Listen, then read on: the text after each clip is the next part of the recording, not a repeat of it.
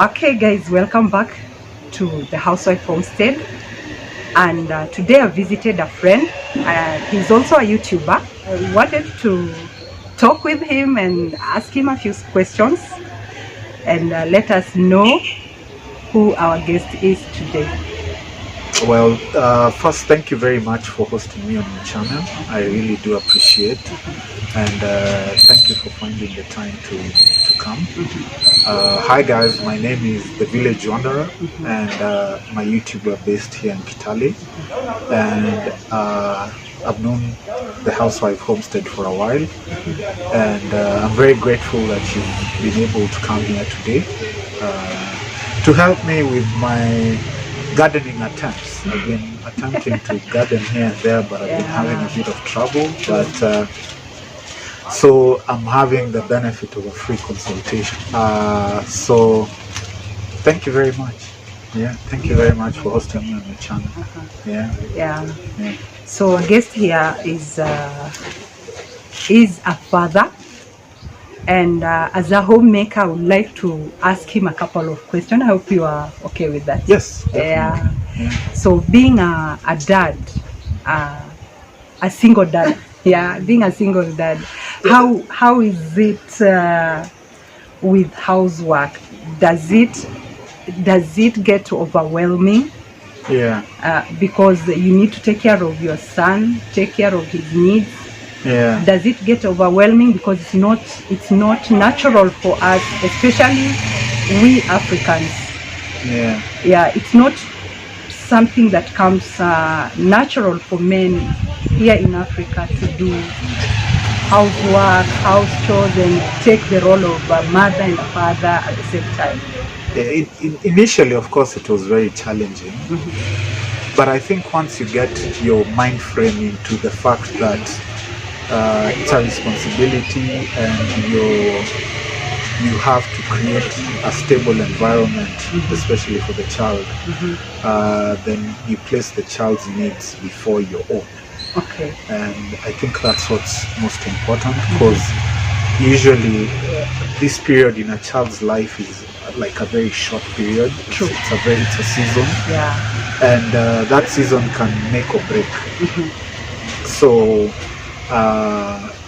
when you're cognizant of that fact, then you're very strategic in how you make decisions and how you factoring in the stability of the child and the welfare of the child as well, in ensuring more specifically that they have a stable environment where they're able to concentrate on their schoolwork and to even thrive as a child, without having unnecessary worries or concerns that probably their young minds cannot be able to handle. So I wouldn't say it's like impossible or difficult or whatever. It's a mindset. It's a mindset. You Yeah. see why I ask that? Because I don't know if your community has this thing. But from my community, because we come from different communities, but just inside Kenya, and every community has their cultures and taboos. So from my own community, a man can't enter a kitchen. It's bad. It can't work like that. If you are from my community and you found yourself in that situation, the best thing you could have done is take your son home. Go, your parents will take care of your son, and then you come live as a bachelor. They believe that that is a woman's work. That's not a man's work. No, that's a very, I mean, culture has context. And I mean, culture previously the context was there were provisions for that to be able to happen. But right now you see even parents themselves are busy with their own things. So parents are not readily available to be dumped with your responsibilities. And the reason why I say culture has context is because you find these same people who purport to be very cultural will go abroad and they're in the kitchen. in America, you'll find African husbands doing all sorts of house chores, including taking care of the babies and whatnot, because of the context. So all these things are contextual, based on the circumstances you find yourself in. And honestly, if I said I'm not going to the kitchen, then we'll all sleep hungry in the house. So no, my argument is, if you found yourself in that situation, most men would have done, would have probably hire someone to be doing all those. I have someone who comes here to do the cleaning and whatever, and a bit of house chores here and there. Maybe it's not possible. It's not possible for a man to be a homemaker. No, it is. It is, but it requires a full-time dedication, and you need to have a side. You see, men are providers. Men are not nurturers. So good point. So the homemaker role essentially is more suited for the females because they're nurturers. You see, like the way you nurture your gardens. So for men, we are more or less inclined to provide, to go out and search and bring home. So men can be, but we are more inclined towards providence as opposed to homemaking. Let's say you find yourself in this situation. Which situation? I'm about to tell you. In this situation, you are married, and you don't have a job, and your wife has a job. She's the one going and bringing in the income. Would you step into her shoes and do the housework, the homemaking thing, while she brings money home? Would you do that? I think these things is just usually how couples sign agreements and how they agree with each other.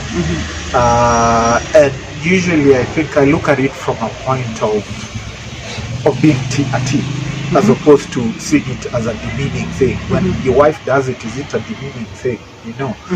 When your wife is cleaning and cooking and making sure the kids are well fed and they're well clothed, is it necessarily a demeaning thing? No, it's not. In fact, if she was being paid for everything she was doing, she'd earn like a very high wage. A very good amount of money. Exactly. So in my thinking, same thing falls for men, which is now even like at a crisis level, because a lot of women are providing on the home front, and men still want to sit back and dictate that, cook for me and whatever. So the wife comes from the office late and whatever. And that's why I brought up the issue of context and the fact that culture operates within context, and the context is really changing. Like our socioeconomic environment, our cultural environment is like rapidly changing. There is intermarriage, there is rapid urbanization. So you find a lot of things really don't hold much water. What we're doing is we're grappling at straws in terms of maintaining these things, but in essence, as time goes by, we'll see a decline in certain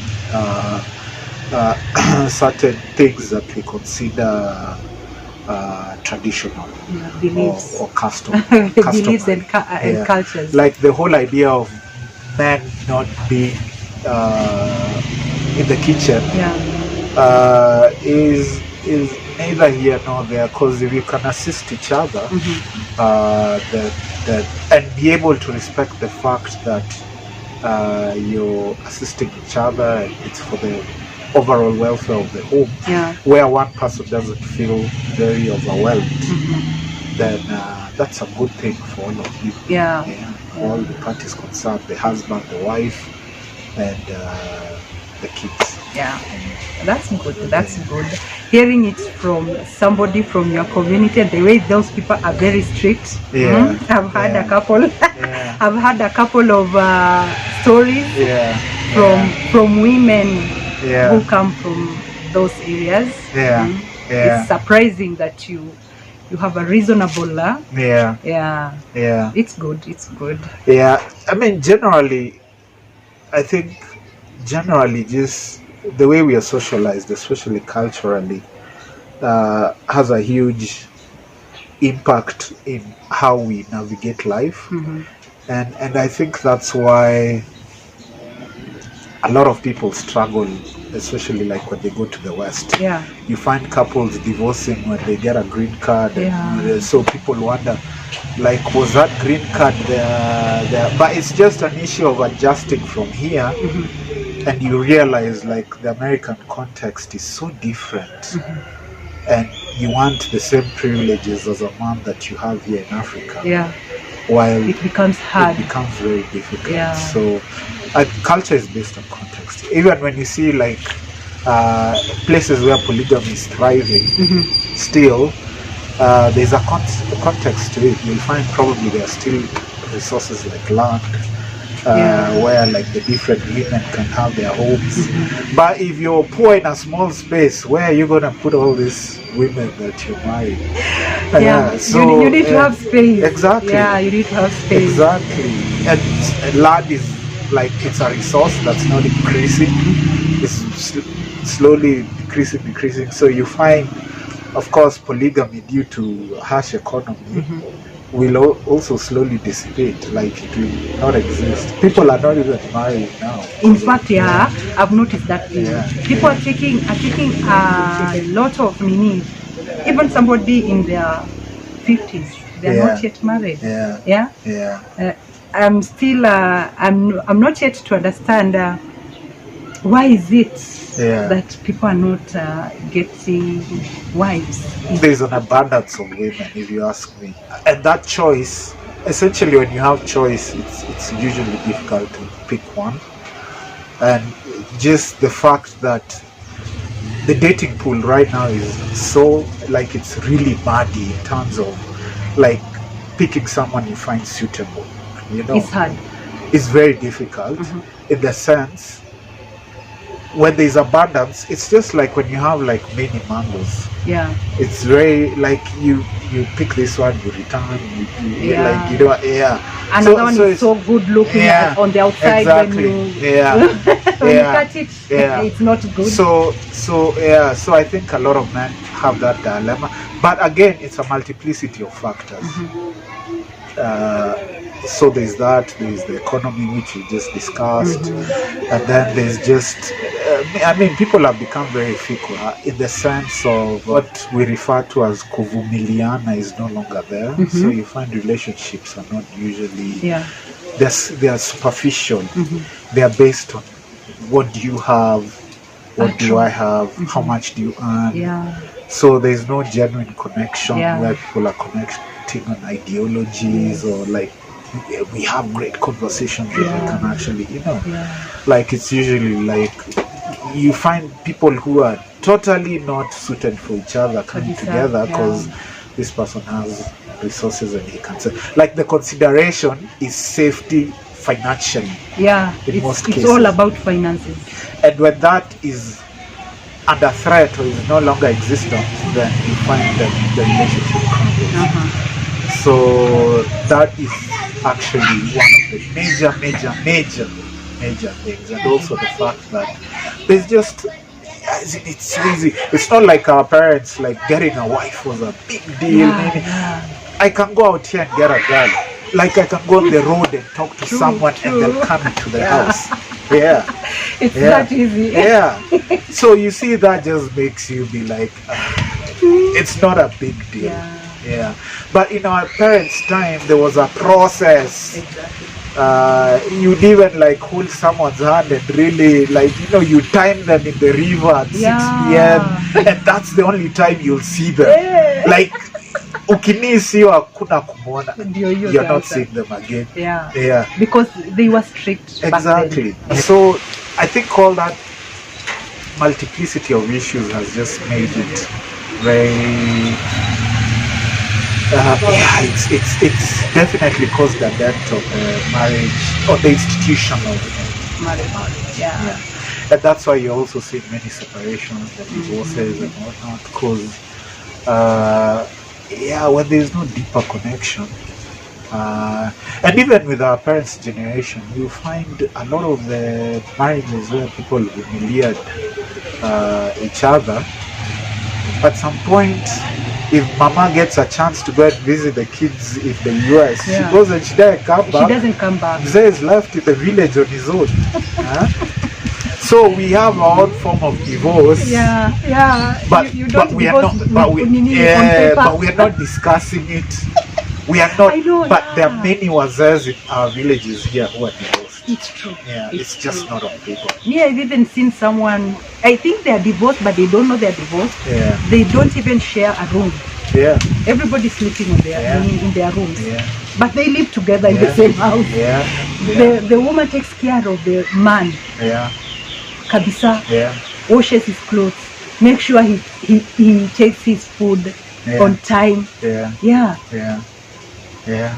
But they are separated kabisa. Yeah. All these things is context. Nothing is cast in stone. Yeah. And life essentially is evolving. Yeah. Like what your parents will tell you about 1970s, 60s is obviously it's a different world. A very big difference. Yeah. In 10 years it will be a different something else world again. Yeah.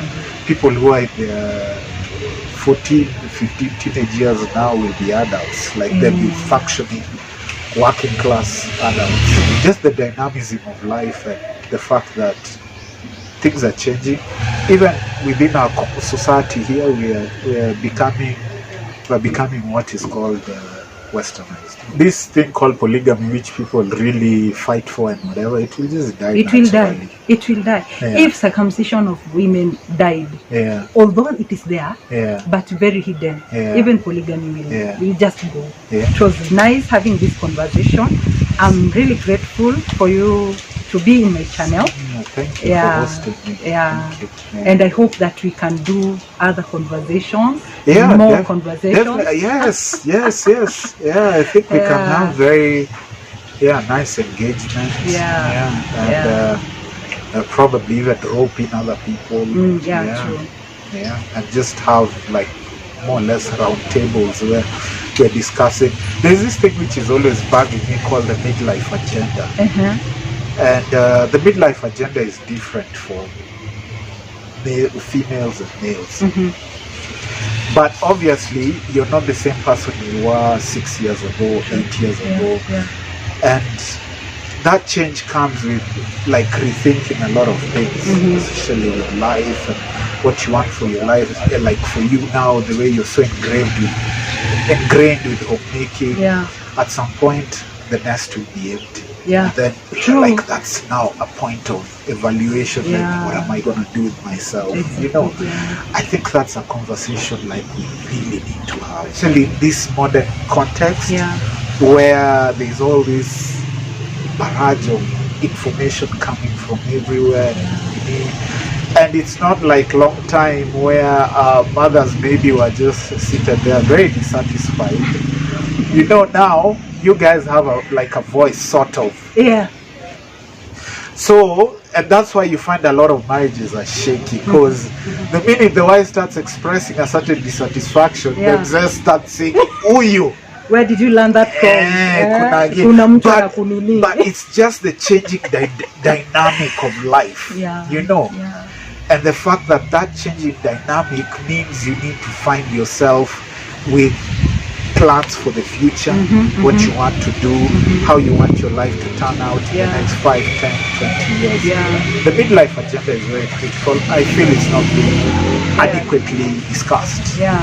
Because I also noticed it with myself, but the fact that you start thinking of the end. You know, before you were thinking, hey, I have time. But when you clock 40 now, you start thinking of the end.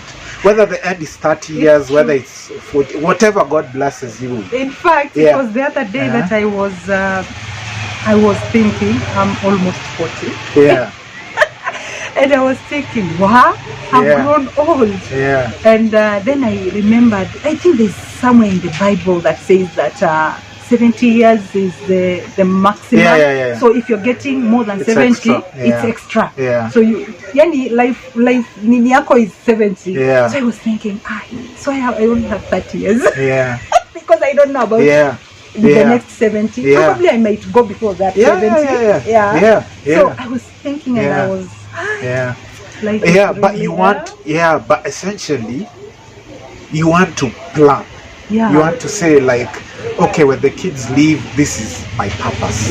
Like if you don't, you will find yourself like really messed up. In a dilemma till your husband starts saying you're a different person. You're not the same person. Because you have all this time and then you didn't have like a plan, of how to engage yourself and be useful to yourself, So that's, I mean, I have a lot of friends who tell me like they're just in that reevaluation phase, and sometimes like it's really fundamental reevaluation, like really fundamental. So that's our context now, if you understand what I'm saying. And the context means like you have to be flexible enough to realize like this is what I want to purpose my life to be. And I want to be like the best whatever I can be in this area and whatnot. And then like even as you live each day, like there's already a plan like to do this and to do that and to so that you're even more structured in how you do, and you find you're so engaged. And like for me, ultimately, even like making your children or child be able to understand what you're trying to do, so that there is also continuity of the same. So that when you're farming, for instance, your kids are not at home playing their games or whatever, they also understand how it is to engage. How it is to plant maize and whatnot.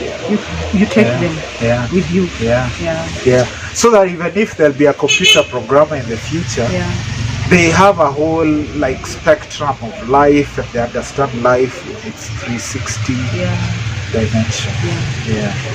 They are not this computer geek who's overweight sitting on the computer the whole day. Like they understand life from a wholesome perspective. Wow, I love this conversation. And I'm really grateful for having me. Thank you for coming. So, guys, thank you for hosting me on my channel. on my channel. I'll leave a link of his channel down in the description box. I'll also leave the link on the comment section. You go and watch him. He has very nice content, and support him. Let's give him views, likes, and share also his videos. And thank you for watching. Thank you for stopping by, and see you in the next one.